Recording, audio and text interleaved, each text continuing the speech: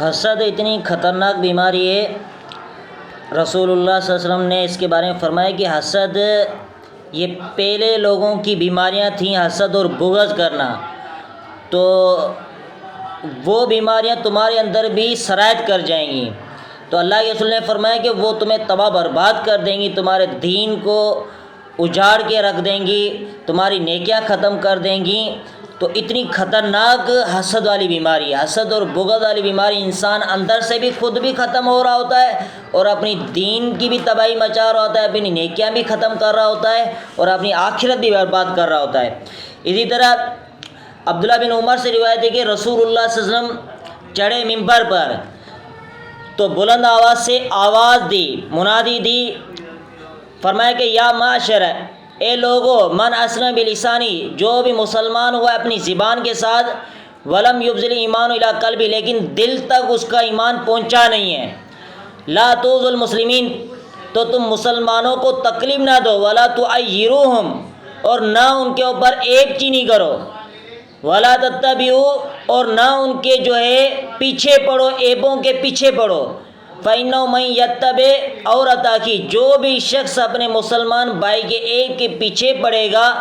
تو یتبع اللہ عورتہ، اللہ تعالیٰ اس شخص کے پیچھے پڑے گا، اور جس کے پیچھے اللہ تعالیٰ پڑ لیتا ہے یبزو، تو اس کو رسوا کر دیتا ہے۔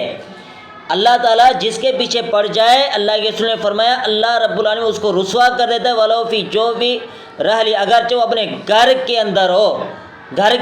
پھر بھی اللہ تعالیٰ اس کو تباہ برباد کر دیتا ہے۔ جو امت مسلمہ کو تکلیف دیتا ہے اپنی زبان کے ذریعے، اپنے ہاتھوں کے ذریعے، کسی بھی ذریعے اگر کوئی مسلمان بھائی کو تکلیف دیتا ہے تو اللہ تعالیٰ بھی اس بندے کو نہیں چھوڑتا۔ اسی طرح رسول اللہ صلی اللہ علیہ وسلم نے فرمایا کہ ان من اربع الربا، سب سے بڑا سود یہ ہے الاستطالہ، یعنی سب سے بڑا سود یہ کہ بد زبانی کرنا، فی عرض المسلم، مسلمان بھائی کی بے عزتی کرنا، بد زبانی کرنا بغیر حق کے، یعنی اس کی کوئی غلطی نہیں ہوتی، اس کی بے عزتی کرتے رہنا، اس کو ٹارچر کرنا، تو یہ اللہ کے رسول نے فرمایا سب سے بڑا سود ہے جو ہم ڈیلی کھا رہے ہوتے ہیں۔ بڑے بڑے جو ہے متقی پرہیزگار وہ جو ہے محفوظ نہیں ہے اس سود سے۔ اللہ کے رسول نے فرمایا سب سے بڑا سود ہے من اربع الربا، یعنی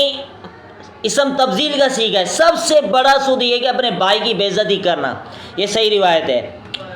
سنن ابی داؤد کے اندر ہے۔ اسی طرح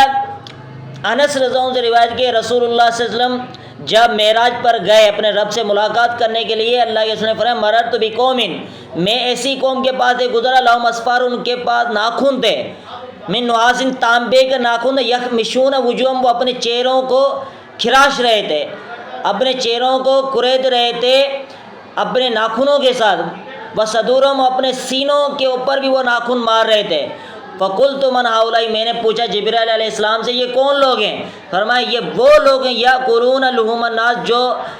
لوگوں کے گوشت کو کھایا کرتے تھے، یعنی غیبت کیا کرتے تھے،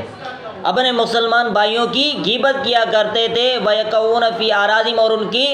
عزتوں کے اندر کھیلتے تھے، ان کی عزتوں کی حفاظت نہیں کرتے تھے، ان کی عزتوں کے بارے میں جو ہے وہ بس زبانی کرتے تھے۔ تو اللہ کے رسول نے فرمایا ایسے لوگ قیامت کے دن جو ہے، ایسے لوگ یعنی تانبے کے ان کے ناخن ہوں گے، وہ اپنے جسم کو، اپنے چہروں کو وہ چیر رہے ہوں گے۔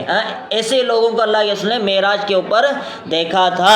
آسمانوں کے اوپر، جن کو یہ سزا دی جا رہی تھی جو دنیا کے اندر اپنے بھائیوں کا گوشت کھاتے ہیں، یعنی غیبت کرتے ہیں۔